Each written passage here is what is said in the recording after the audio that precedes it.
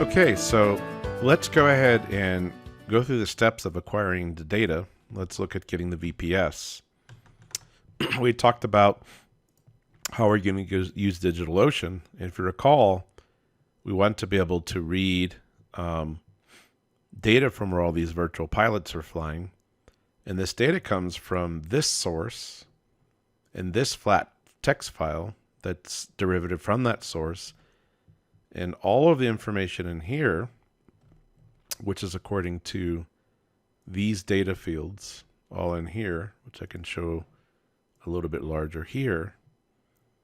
If we read this file, and we read it every couple of minutes, we'll have what it takes to render that. Well, we're not going to make this website. I mean, what it takes to capture that data. Right, so the data comes from that status.vatsim.net, which I just showed you. This actually tells you a bunch of different files you can read. And they're asking you to randomly pick every time you draw data in from one of these three files. This is kind of redundant because it just tells you what servers there are. But this is actually for voice servers. So that's what that means. Then we have the ability to pull, the ability to pull weather. And I do that just to show that we can, because I consider that to be an additional variable. So we also want to stand up a database, and we're going to do that by running a VPS. Now, once you stand up the database, you'll have access to it through this software, which is a kind of a web PHP, written in PHP, but it's a web application that you put on your VPS. So I've already done one pull of the data into a database called VATSIM data, and VATSIM, don't worry about the error. It's the fact that I use a slightly different. This is one of my own servers at home. Excuse me. So I have all of these records here, and this is from several hours ago, but it shows all these pilots. These are the people. You can see they're on as pilots, where they're at, how fast they're going, where they are intending to go to, and all sorts of things. So I read this data into a database from this file. And if I really wanted to go further, I can map it like this, but we're not going to map it like this website does. So you do this off of DigitalOcean. And if you look at products, they're going to talk about getting these droplets, which is considered a virtual private server. But you have all these other things you can do. So it's a platform as a service, not unlike Amazon Web Services. So if we go to the droplets, we can see a couple different distributions. So where you can basically say, hey, I just want to put on the operating system and then I'll take it from there. The pricing is pretty reasonable. Pretty much starts off at $5 a month, but really, actually, if you want to turn it on and off, a fraction of even a penny. Now, the problem is, well, that's interesting.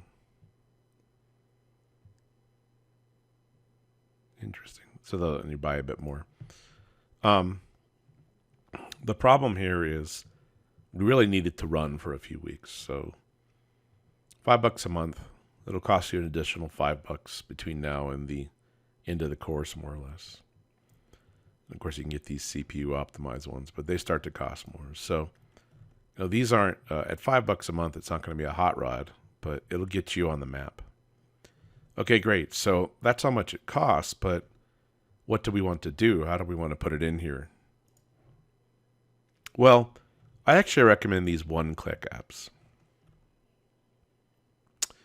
And you can look at all of them, but the one you ought to be interested in, and this is different than how I showed it to, had students do this previously, but The MySQL one-click app is a pretty good deal. It's going to throw on your SQL server for you straight off the bat, ready to go. So that's great. It's going to throw on PhpMyAdmin, which I was showing you my own version here. Apache, one of the reasons I had that error is that I'm using something called Nginx, Nginx. And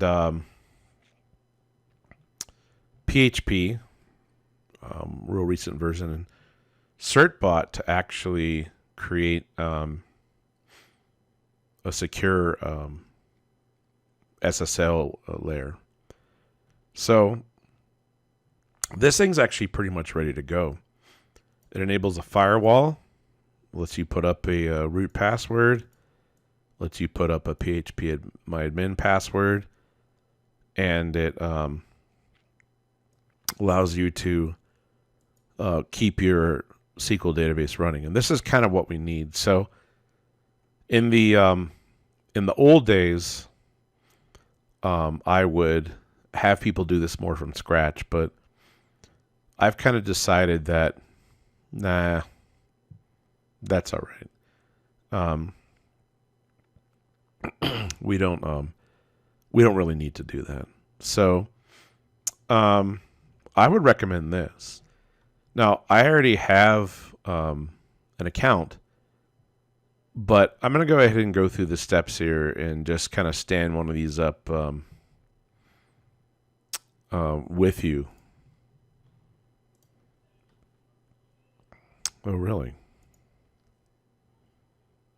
Oh, well, hold on a second. I had logged in earlier. There's some kind of problem here. Let's just... Okay, it was just a matter of two things not agreeing with each other. Anyway, so if I create a new droplet here on top of the one I already maintain, then they're inviting me to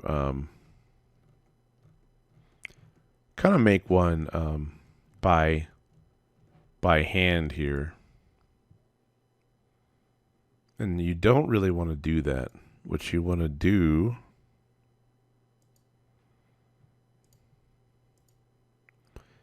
is use one of these one-click things. So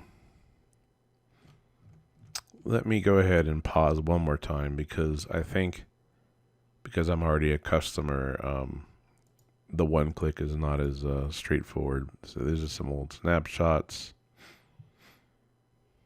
I really want one of these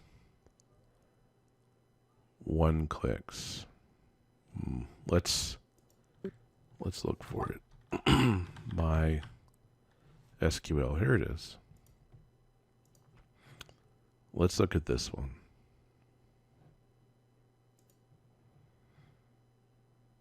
No, it's the same thing. Okay, so who knows what that was all about. So I'm going to configure a MySQL droplet. Okay, good. So it's got the MySQL thing. It's the same thing as before. I choose standard. Oh, be careful there. You notice how sneakily they showed the $40 a month. I'm not asking you to do that. So I'm going to pick the $5 a month. I'm going to skip the backup. It's up to you. You might want for the extra buck to have a backup.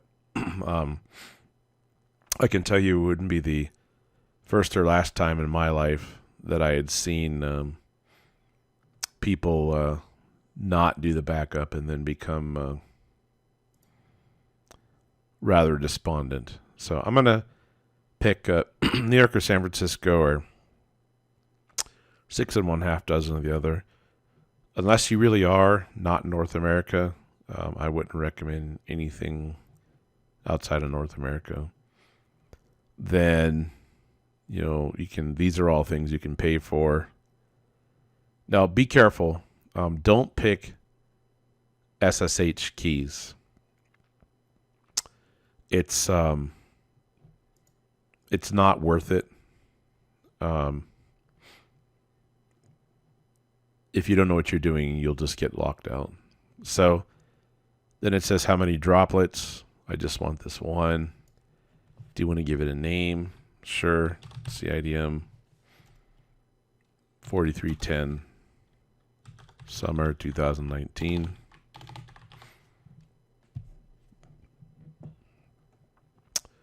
Do I want to add something to a project? I guess. I mean, that's kind of a newer feature. All right. And then they're going to send me a one-time password so I can get on in there. So I already have one, and this is actually one I run for a student organization. And you can see some of the different types of projects they've worked on. Or some individuals as students have worked on these as well. So it's not all their projects. But so that'll be stood up in a bit. And ultimately, when it gets going, you're going to interface through it through kind of two means. One of them is to work with this tool called PuTTY. Now, I record these videos on a Windows machine. So the regular old terminal application and Mac will do this as well. But I'm going to have to just demonstrate on the machine I have. So, download PuTTY. It can just actually sit in your desktop. There's nothing to install really. And my password has already come through. So I have PuTTY already. And I'll go ahead and make a new session just so you can see what that's like. So I have some of these saved sessions, but TUX here is a machine that is sitting here in my home. But it should be a decent way to show you how this would work. So understandably a little dry, but certainly very useful in terms of you being able to follow along. I might even make this a bit bigger. The idea would be this should make it easier for you to see on the screen. Okay, so, well, as it turns out, I actually have a new droplet here, though. So let's actually make a new session. And my droplet's called CIDM4310 Summer-2019. In the email, they remind me that's what it's called. And then I put the host in there. SSH and 22 is normal. I can save that. And then I open it. And it's just telling me I'm onto a new server. So this is the server I just stood up. So it's pretty much that easy. Let's change the settings here. Get this up to 16 like the other one. So this way, I'm going to log in as root, which you don't want to stay in forever. And it actually says that we're going to be forced to change root's password, which I have here in the email. Now, I did right-click on that. PuTTY works. If you just right-click, it's actually what pasting is. There I am. And so immediately says, hey, buddy, you've got to change your password.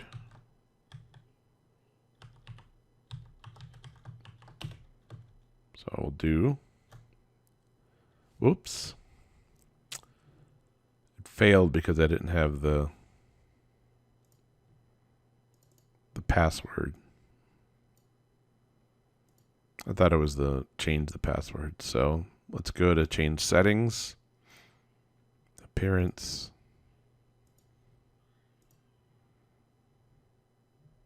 I thought that was a way to make that sticky, but all right, let's try this again. root. I have the password copied off to the side. There we are. So here, they wanted the current password again. Now I can put in a new one.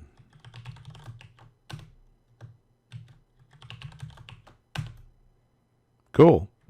So, one of the nice things they have is particularly on DigitalOcean is in the community. They have a lot of tutorials.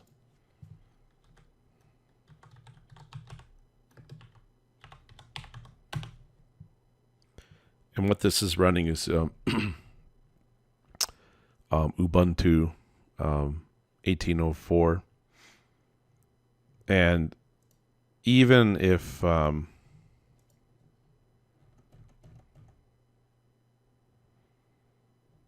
we don't like that one,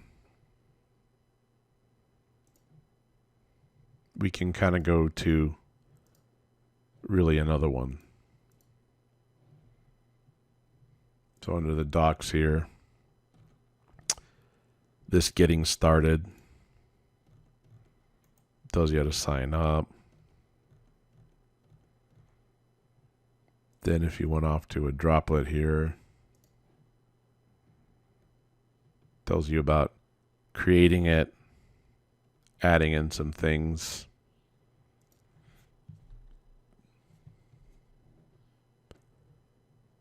And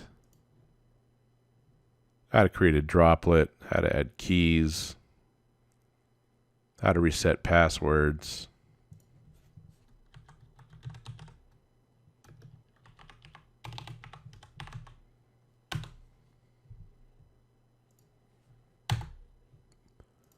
But this Ubuntu is really what we started off with. So that's the one we want to find a guide for.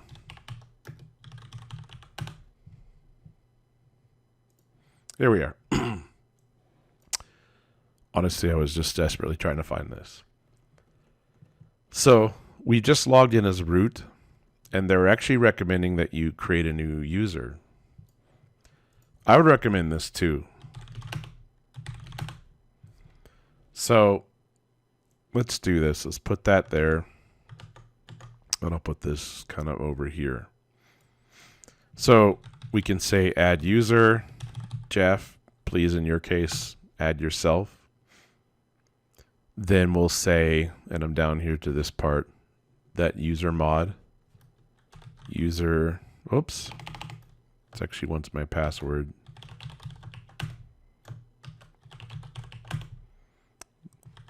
Okay, that's because I started typing other things. Nope. Darn it.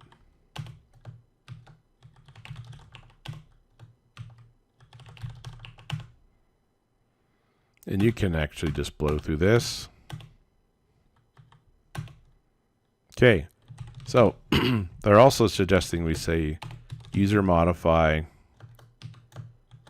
the group attribute so that we're in group called super users, which is what sudo is, and Jeff. They're also suggesting we put up a firewall. We want that open SSH there. We already have Apache on here. It's UFW allow open SSH. Universal firewall, this is what that means. Enable. Okay. You potentially could get in trouble there, but because we just turned on so that other traffic isn't available, but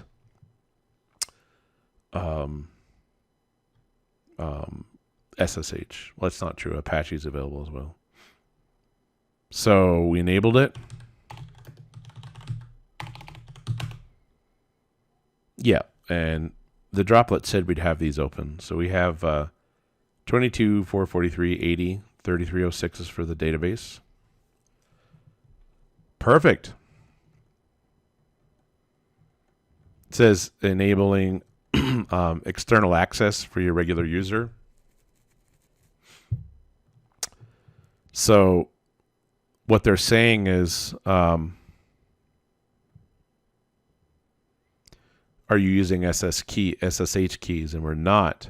So we don't have to worry about that. So basically, I can prove that by coming off here, making a new session.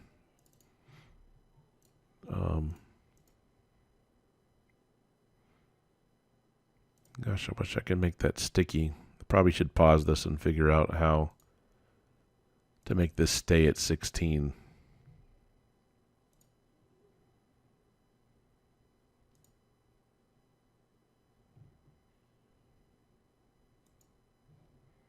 Anyway, I can go in as Jeff.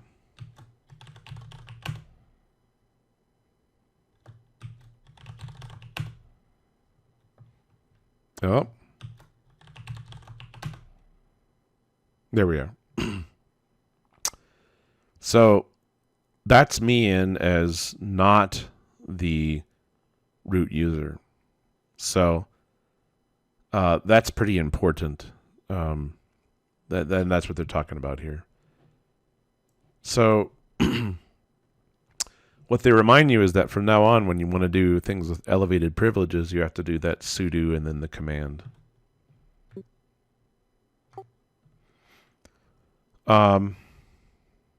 Don't worry about that rsync. And then they tell you some things like where to go from here. And that's the biggest thing I wanted to accomplish. There's a few other things I would end up showing you, but at the bottom line, this initial server setup with Ubuntu, this is what we wanted. All right, there's a couple other things they talk about. You see that DigitalOcean password. So when we set up the droplet, it says that that's where how to get into the MySQL stuff comes up. But we're going to need to run Python as well. So let's just test to see that it's on here. And it is. It's actually not the most up-to-date version, 368, but it'll work.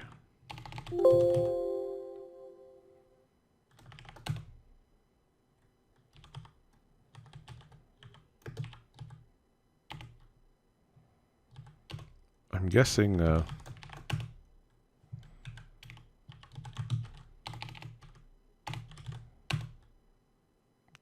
doesn't work, but dash version does. So that'll work. What else do we have? How's about we do... So we talked about that ability to do sudo, but so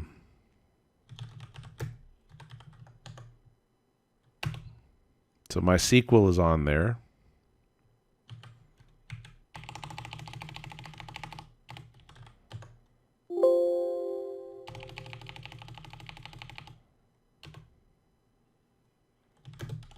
We also have some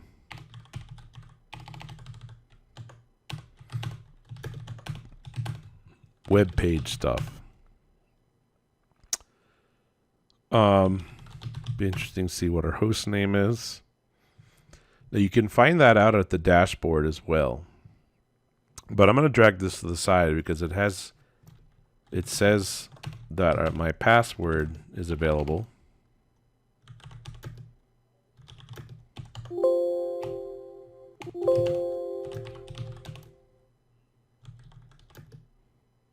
And I want to be able to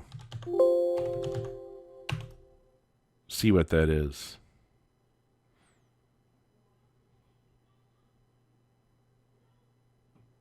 Okay, perfect. And they're pretty crazy, strong passwords.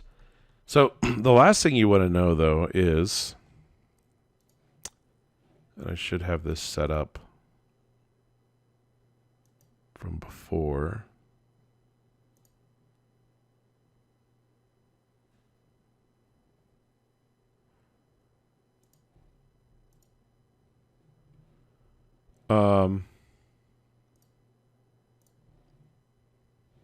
Sorry.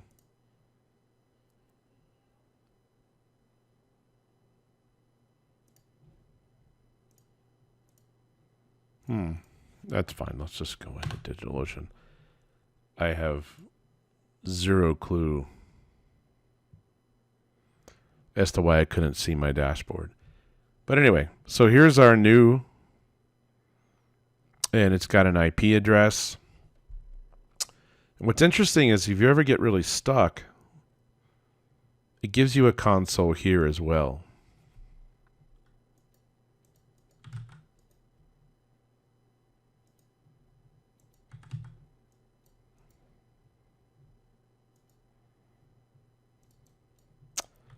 Something tells me that that screen is off. There we are. It was kind of sticking up out where I couldn't see it. So when push comes to shove, you can always do a lot of your work here as well. And this should work about the same. Oh, Lordy. This should work about the same as anything else.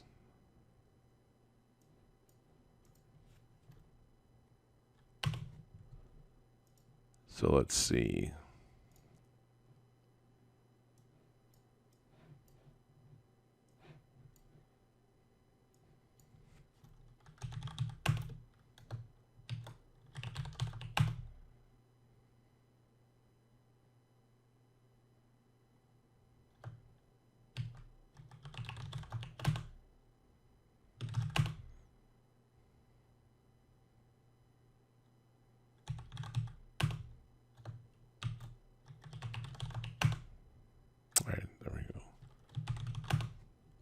So that should work. It's not ideal.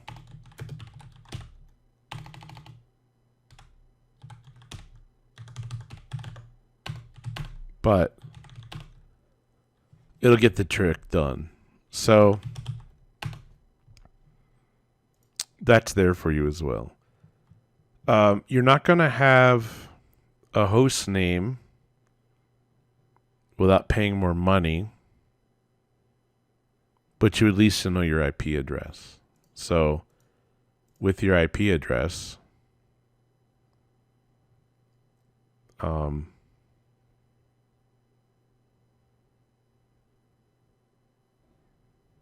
they've got this kind of landing page here as well. So here they tell you what to do immediately by the and slash PhpMyAdmin. So we'll do that.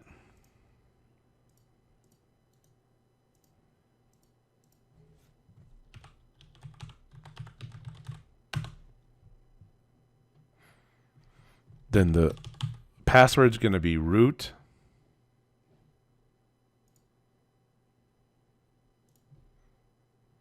And I had off to the side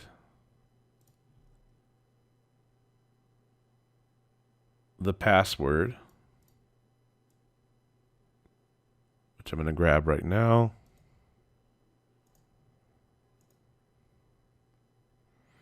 Interesting.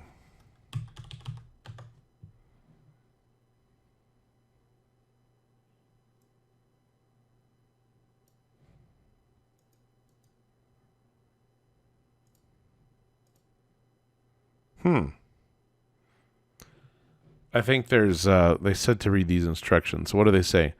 I can access it immediately by visiting. Oh, I know what it is. Darn. Or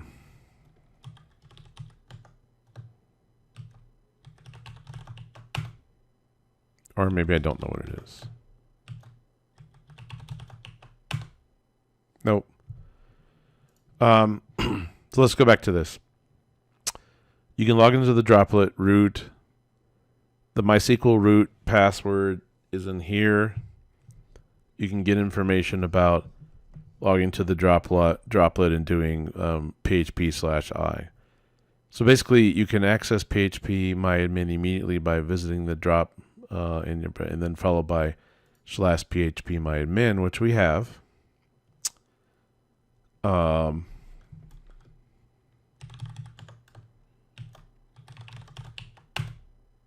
unfortunately, none of these are allowing me to log in. Let me pause this and fix it real quick so I don't burn up any more time. Okay, and I'm magically in. And I'm magically in because the username was admin. So this isn't appreciably different than my own here. No, that's not mine. No. This is not appreciably different than my own.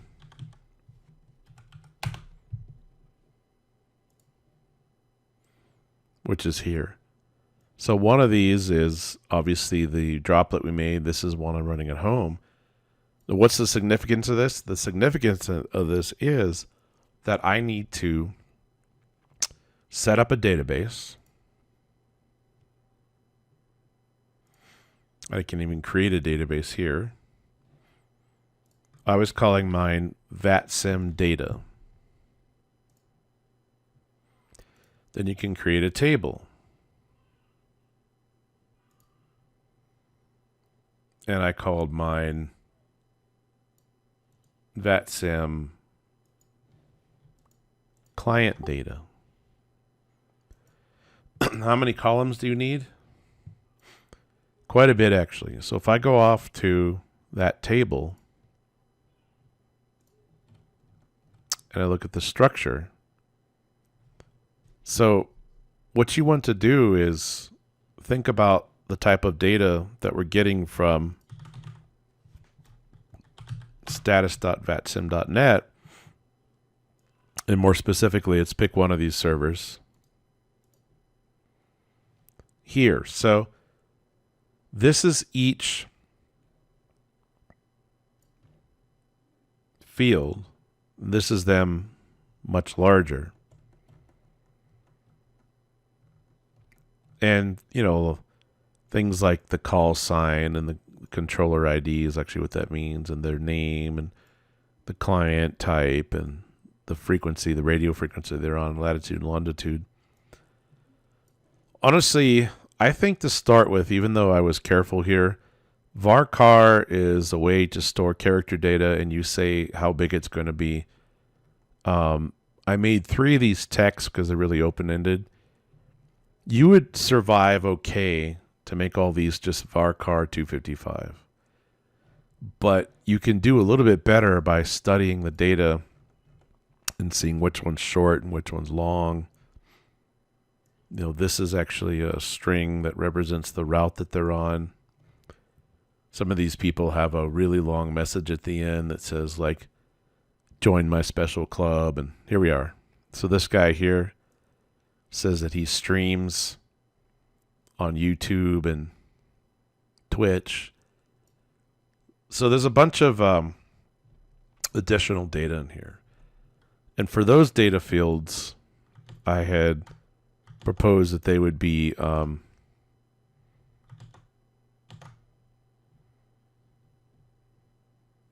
text. But I wouldn't make everything text. So for you, I recommend, well, first of all, how many columns do I have? I have about 43. So for you, I'd recommend saying 43 and then go. And then from that list, you have to start typing them all out. I would recommend that you make one of them ID,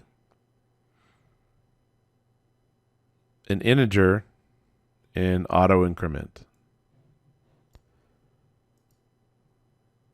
So ID, integer, AI is auto increment. And here you actually set it to be the primary key. So you need to go through the description of this data.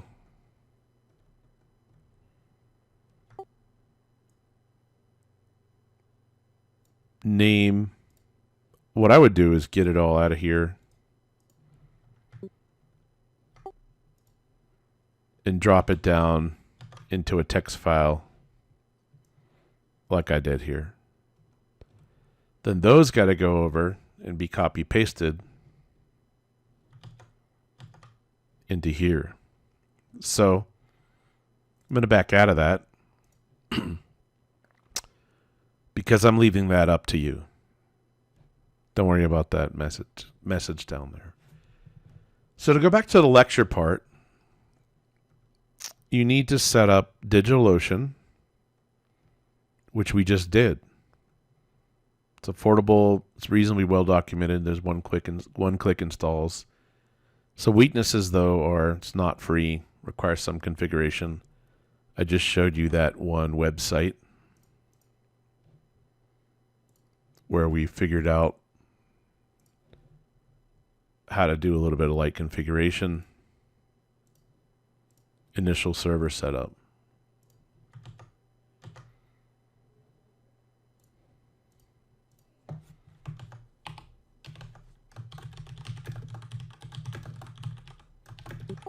Okay, so you're going to want to work with that.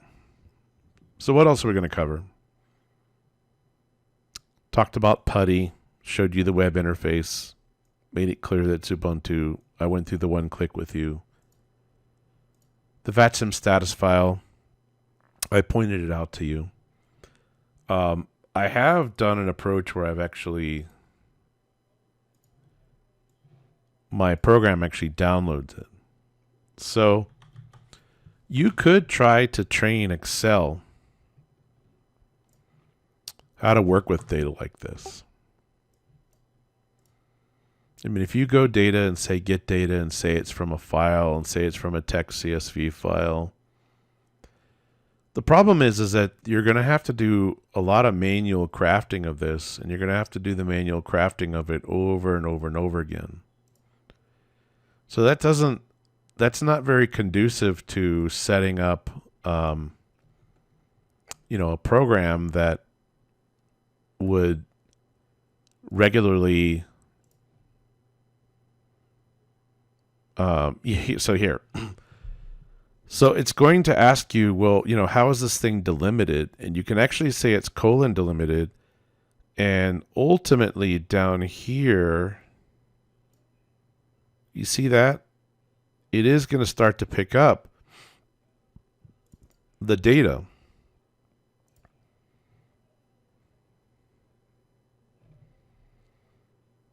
And let's get out of that Power Query editor.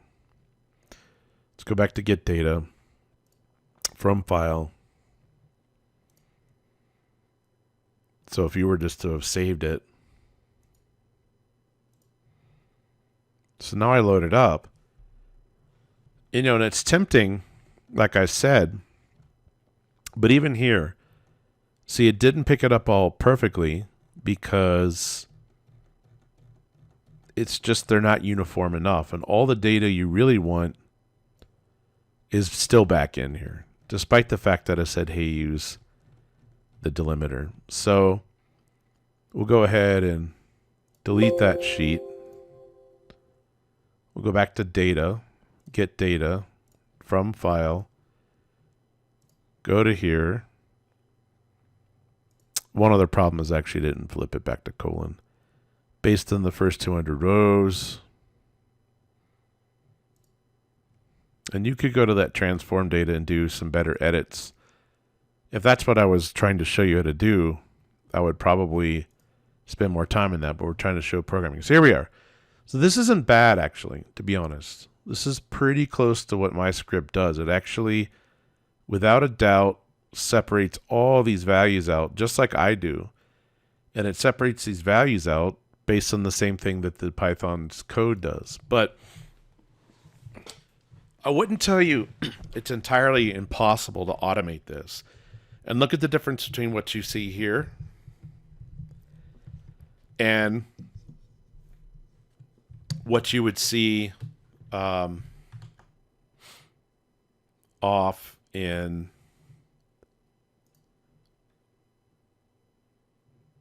one of these is my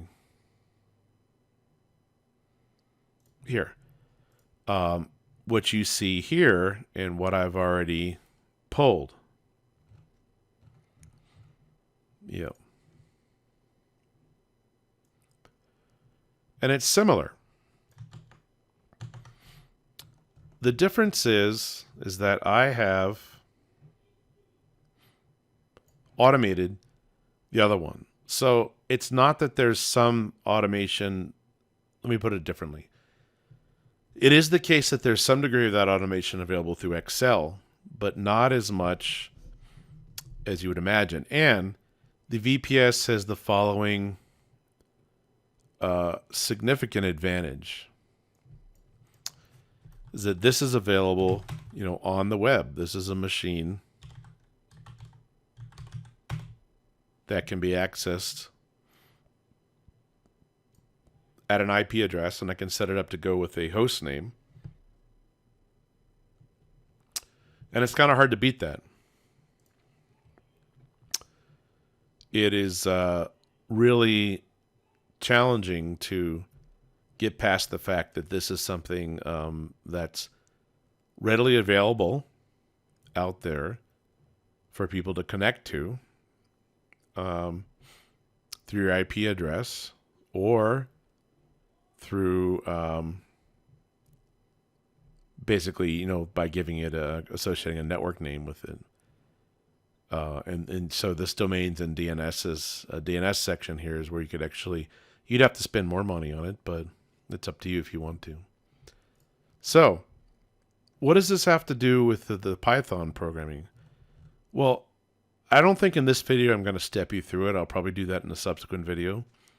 But the things I've showed so far in terms of going out and getting the droplet running and configuring it so that you can bring up PhpMyAdmin, well, those are the things I'm expecting to see. So the next thing I expect you to do is to structure the schema. So to make a new database, and then to, in that database, make a new table, and then following everything you see at status and going off to one of the data files and then reading these client variables and then going back here and setting them up such that when I think I had 43. So that you go through and take each and every one of those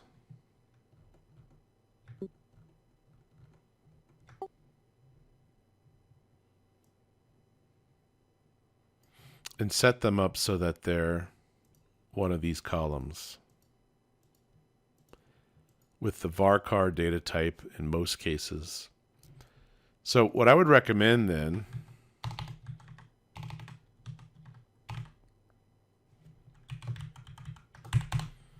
is to go to a website like W3 Schools and look at some things about SQL. In fact, you can learn SQL there. And you're particularly interested in, under SQL databases, creating tables.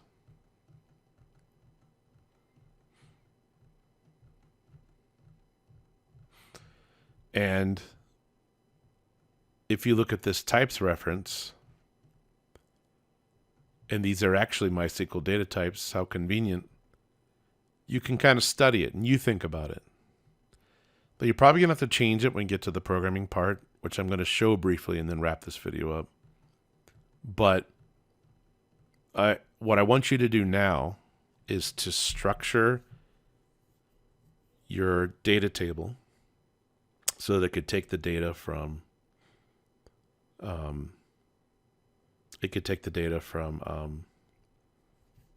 from that status file. And then here as a bonus, I'll ask you to do this. So you guys can go off to that status file and you can pick these clients up yourself manually. Let me do that. This is all those virtual pilots enjoying their evening, flying around, all being tracked. I'm going to grab all of that data, copy it. Then I'm going to go off to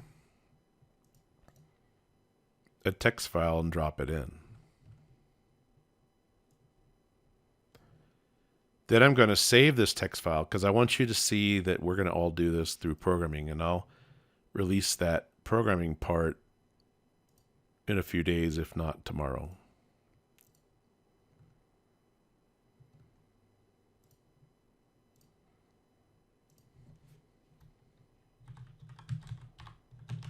Okay, and I'm going to save it as vatsimdata.txt.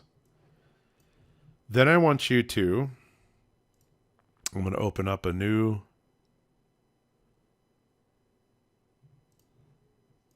workbook. I'm going to save that workbook.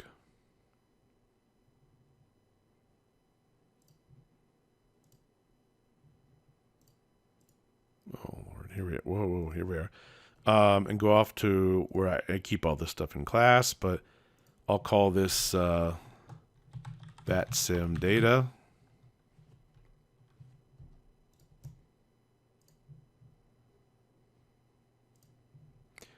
And then under the data tab, I want you to go to from file, text CSV, go off to where you save that. Now it just has the data we want. And you say it's colon separated, and you actually end up having everything. And, you know, it's tempting to say, why are you going to make me deal with Python? This is good enough. Now I can feed this into Tableau. But honestly, you'd be missing the point. This is not automatable. I had to do a bunch of steps. So there's about 427 pilots on right now. So if I save this,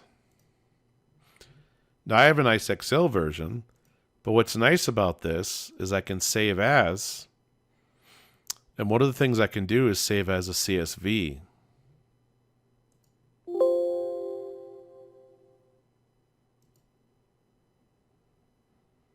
And the nice part about a save as CSV, let's see, save as, oh, there it is. It did save. One of the nice things about a CSV is when you go back here, you have to set the table up first, okay? So be careful.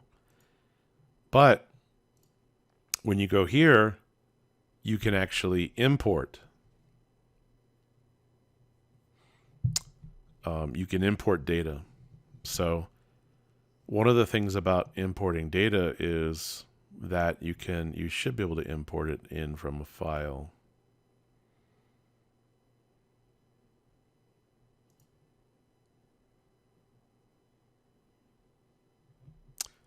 And I think it's, oh, duh, never mind.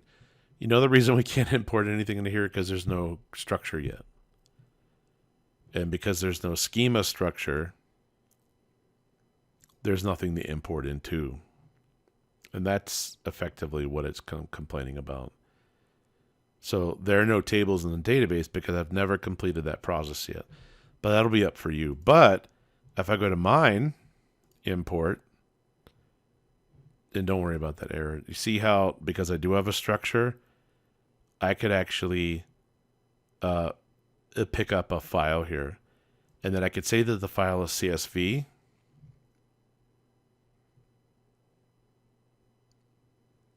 And then as a result, because I can say, hey, it's CSV, then I'll be able to bring this in. So if I go to Dropbox, year 4310, summer,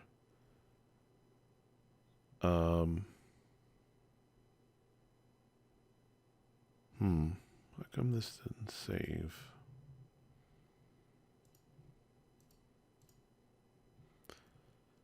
Where's Excel? Here.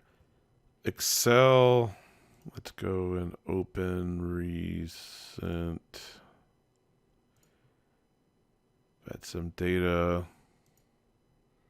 Save as. CSV. Oh, because I've been saving them down in the videos. That's not too bright.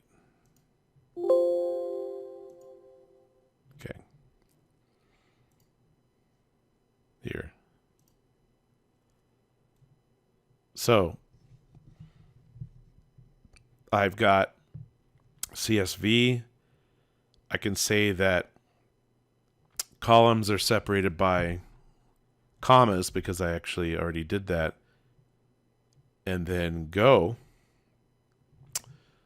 And it doesn't like the column count, which means that, oh yeah, and I know why. When you set yours up, you'll be fine, but I'll tell you why. The reason I don't have a reliable column count is that I put this update timestamp. And the reason, so for the way I've structured it, it's not apples to apples, but the update timestamp comes from this. I timestamp each record by picking that value up to say, okay, this is when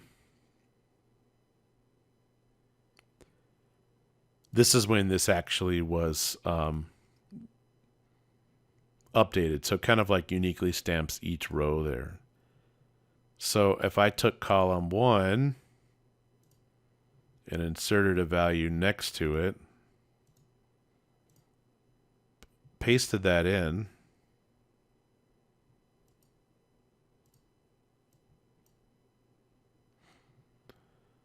and I don't really want that.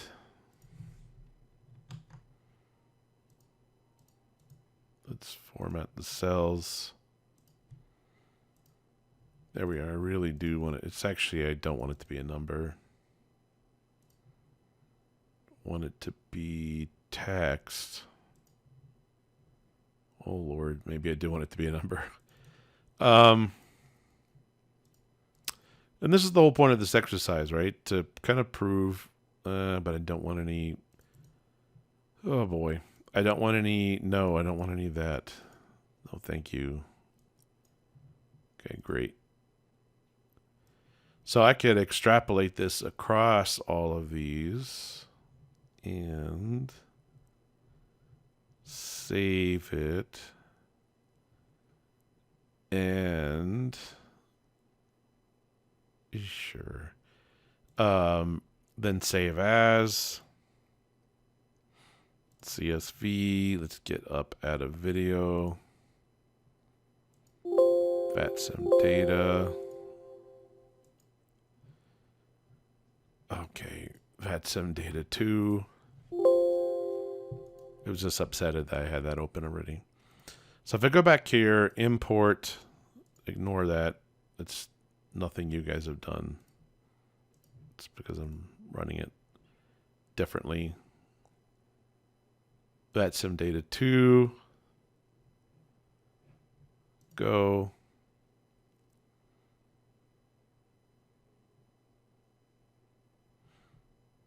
Right, and then actually, and the truth is the reason I'm upset with that thing I just added in is because it's expecting it to be, according to the structure, a character and not a number.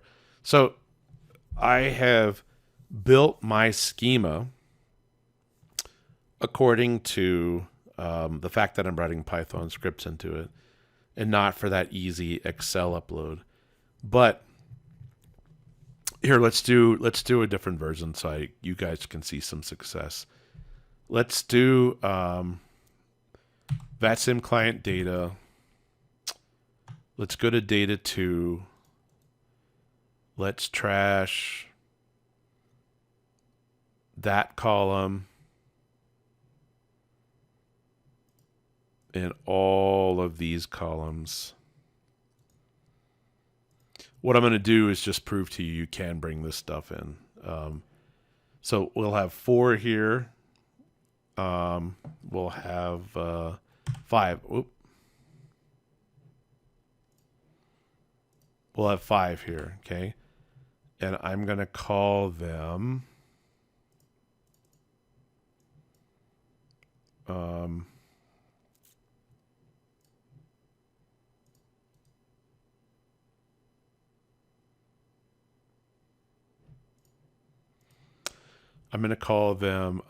the same thing as they're called in the data. So if we go off to the site, I'm going to call them call sign CID real name client type.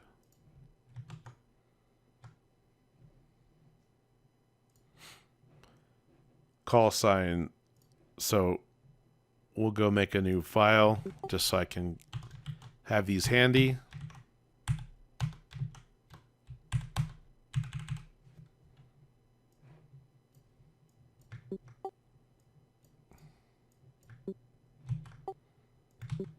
Call sign controller ID real name client type. And I want to save that top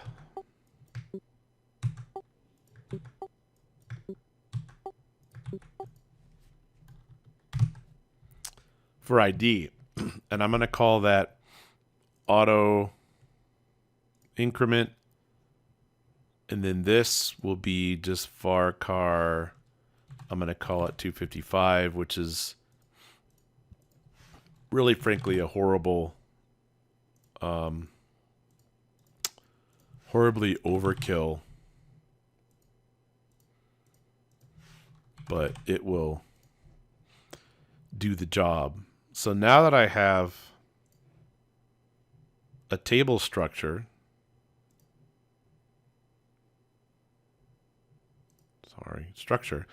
so now that I have a structure, and this is actually saying that I probably want to change 4 of these because what we want to say is that nulls are actually allowed, which is what that checkbox is. So if I do all that, and we are at our server out there, so if I do all that and then I go to browse, there's no data in there, but if I go to import, now I can actually import, and I'll say that I want a CSV. And let me go back to that one file. So this is the narrowed down one. See there? So then we'll pull that to the side, keep it handy. There's the 2 saying that it's comma separated.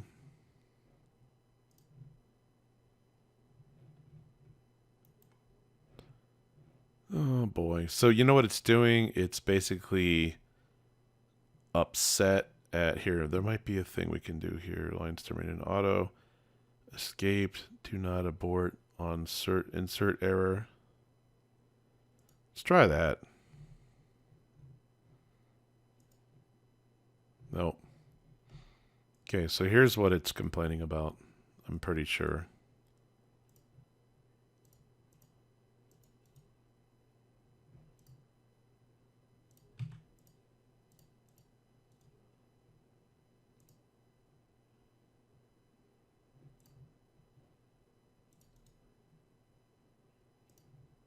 I'm pretty sure it's complaining about that I just don't have a number.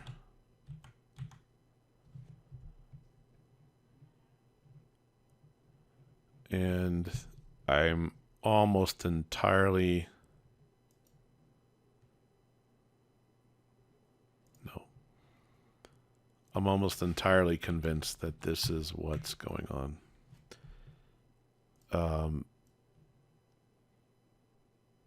Because I auto-incremented that first value.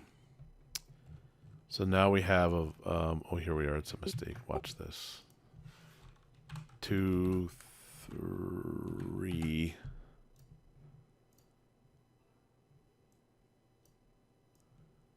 This ought to make it climb.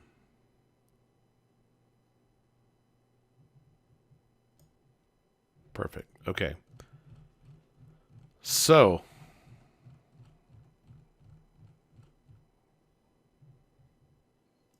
let's take each of these.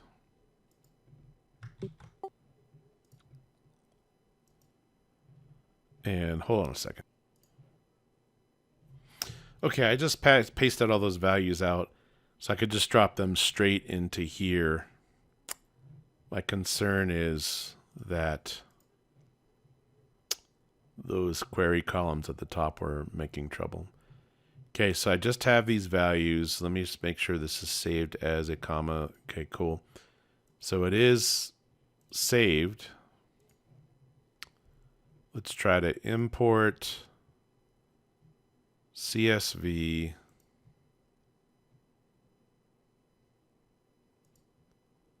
Do not abort on insert. There's the latest one.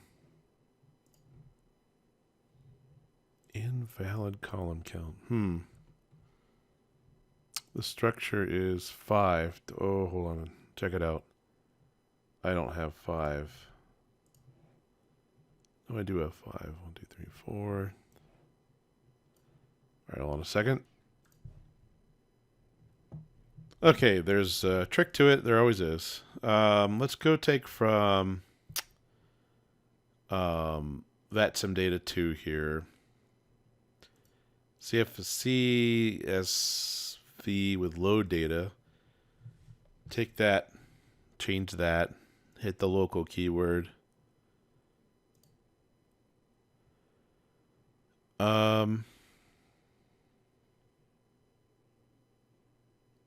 And let's do this. And the local actually just reminds that it's a local file. Let's just take, because I obviously got it to work off screen.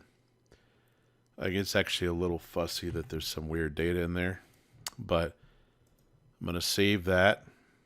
And let's actually do something different. Let's go to import. Let's go to, it's just one of my servers disconnecting.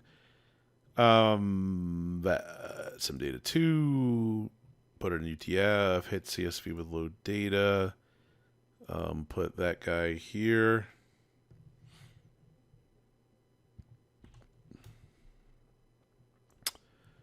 And maybe get rid of these, use local.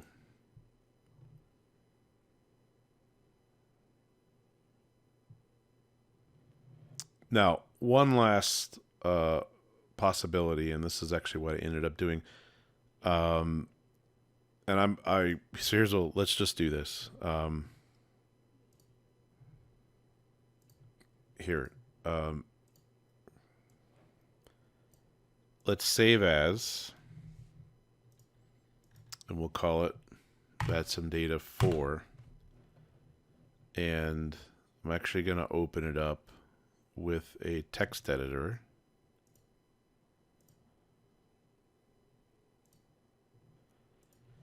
So one of the things I did, and I think you can do this as a part of the export, is, whoops, because it's looking for this. And I'm just going to import 2 records, okay? To show you that the import is solvable. And then I'm going to wrap up this long one because this is about an hour, and make a follow-on that just shows like a simple way to do this. And this will be a step in the assignments I want you to do, but not the end of it. Okay, so no, I guess, good Lord. I think it's because it's because the file was open. So there. So it's got a couple of records here. I'll save it. Going to close that. Save it. Okay. So let's go back to import. Choose file. Do for CSV with load data. Change this guy to be the comma. Well, that's probably the problem I had earlier. Local. And it brought those two in. And then I go to the browse. And then we have those a couple of new records right there. So what I would say then is, because there's the structure and it should be bringing in, there's the one, and then the call sign and the person, and then their some of their data. And I actually have, I see what the problem is now. I actually have some of the stuff's all backwards here. And that's probably part of the problem that we're having with this import as well. But I wanted you to see that it's possible to have imported this data. I did this other data while off, and then actually that says that the, you know, let's actually delete everything. So I'm going to delete this record, delete this record, delete this record. Go in here into insert, into import, choose 3 here. Say that it's load data. It's separated with a comma. Use the local keyword go, and it inserted 2 rows. Now, part of the problem is that here you can see there's a couple of different problems. And if we go to the browse here, we see it just brought 2 in. Now, what's interesting about that is we can come back here and see that it's possible these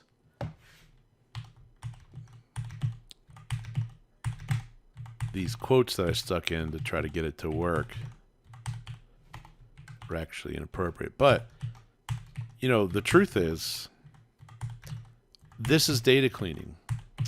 And you know what I'm doing with this data cleaning? Now, the Excel wizards out there would say, yeah, just do some macros. And about 5 years ago, this class was a lot more about learning how to write those macros to clean up all this data and then, you know, run it through a couple of analyses. But my point is that it can become very manual to fix all these problems and to get things just right. You can see it's almost a very, that's the other server kicking off. Very touchy. No file chosen. That was VetSim3 we're just playing with.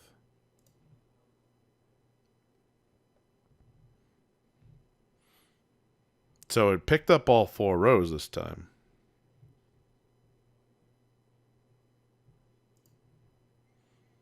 And it actually pulled the data in sort of well. But the call sign didn't get brought in very well.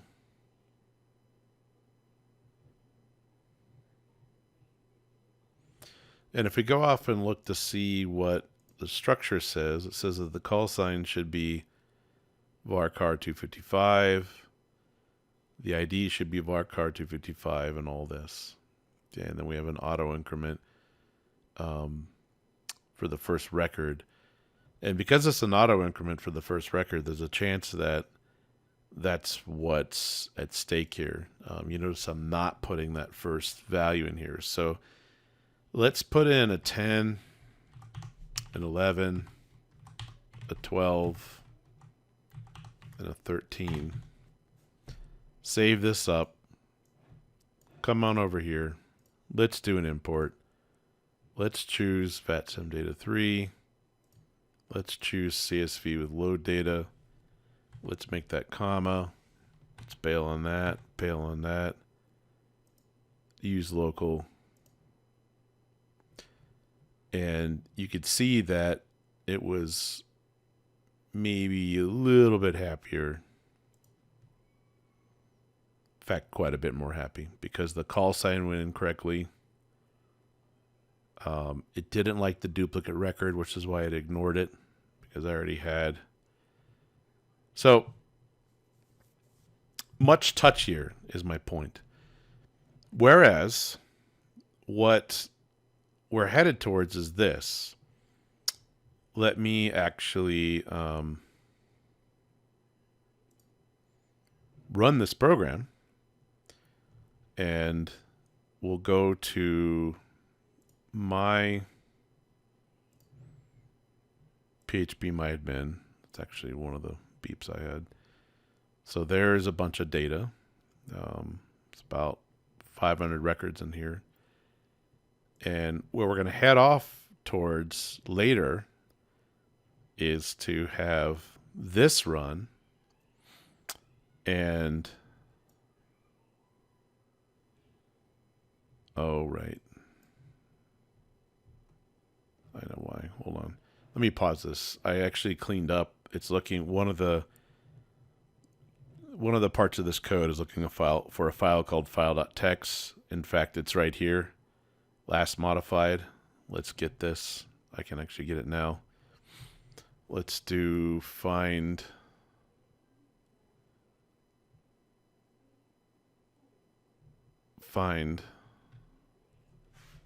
that, and here it's in vatsim.py here. So the problem is it's looking for file.txt, and I really wanted to look for our vatsim data file. So it's actually just a bug I had cleaned up.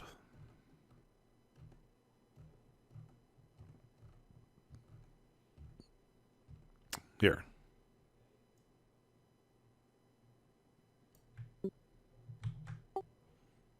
Okay, good. Let's run it again.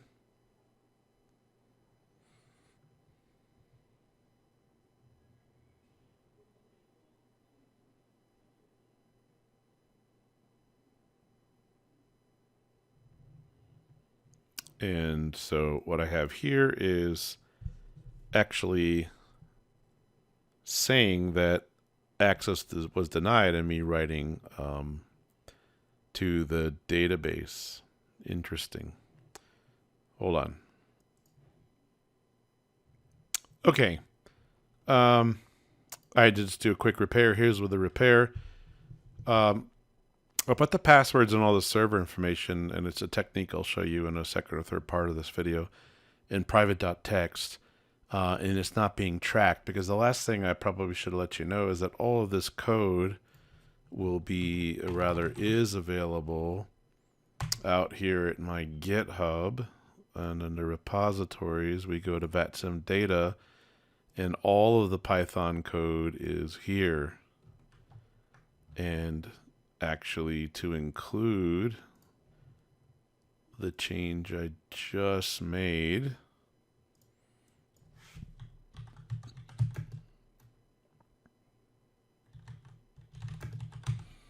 and we'll commit and push, and I'll say sure. Then this would have been updated just a few seconds ago, 10 seconds ago, and all the code you need for this is out here as well.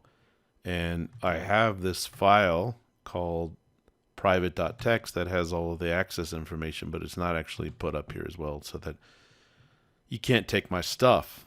But basically here are a bunch of new records I just wrote into it. And let me clear the output.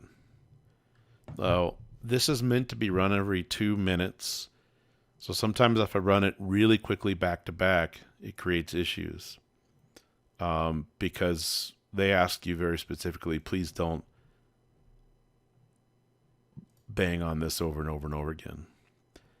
But there are now 371 people connected. So if I go back and run the code, and we'll go ahead and knock it off here. But if I go back and run the code, and there they all just went. See 371, 371, records inserted, 371, records inserted, 371 people. So this is going to cause a lot of records in here at the end of the day, which is why I already have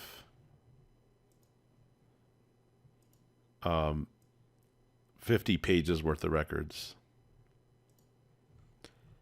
So ultimately, this is automated, 1,200 records. This is automated, and if it was getting these every 2 minutes, then this will start to get very large. In fact, the truth is I'm going to probably have to find a way to truncate this daily. I could tell you to do a lesser interval, but you wouldn't necessarily be able to track all of these pilots very well. So I'm going to knock this off. That's about easily over an hour. So subsequent parts should be shorter. We have a good introduction. So let me leave off with the last bits of slides. So there's the status file. We talked about my Python code. We did not get to running this regularly. Did talk about GitHub and Git. Showed the editor. Another editor that's available to you is idle. And that comes with, and you just open up, make a new file, and then you can edit the file in here, import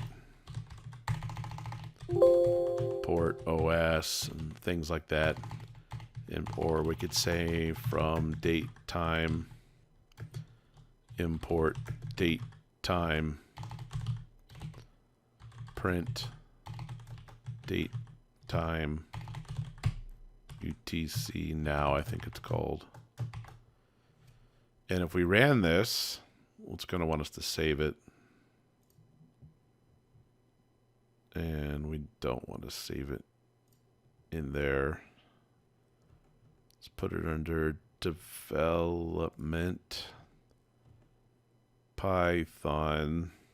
We'll call it idle test. Then you could run things, and then it showed you the current time right there. So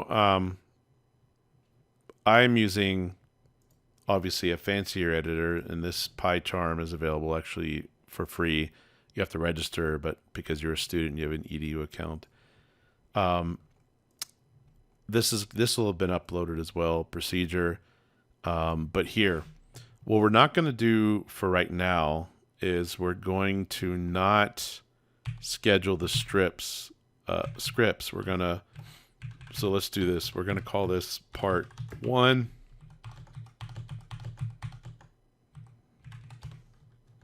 Part 2, use Excel and CSV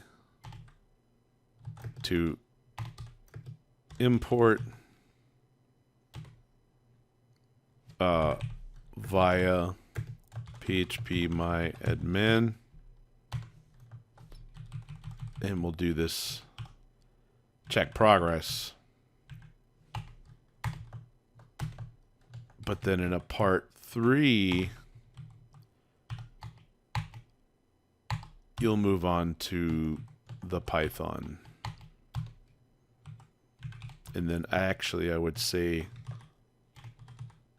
in a part 4, you'll schedule the scripts with cron. In all cases, use PhpMyAdmin check on progress. So that'll be coming. Then your submission would be follow my video, create the additional access for me, provide the IP address, host name, and I'll inspect the data you're putting in there. And we'll say, I'll say this for steps 3 and 4 at 2-minute updates. For steps 1 and 2, you'll do manual imports through Excel. Okay, so that's what to expect.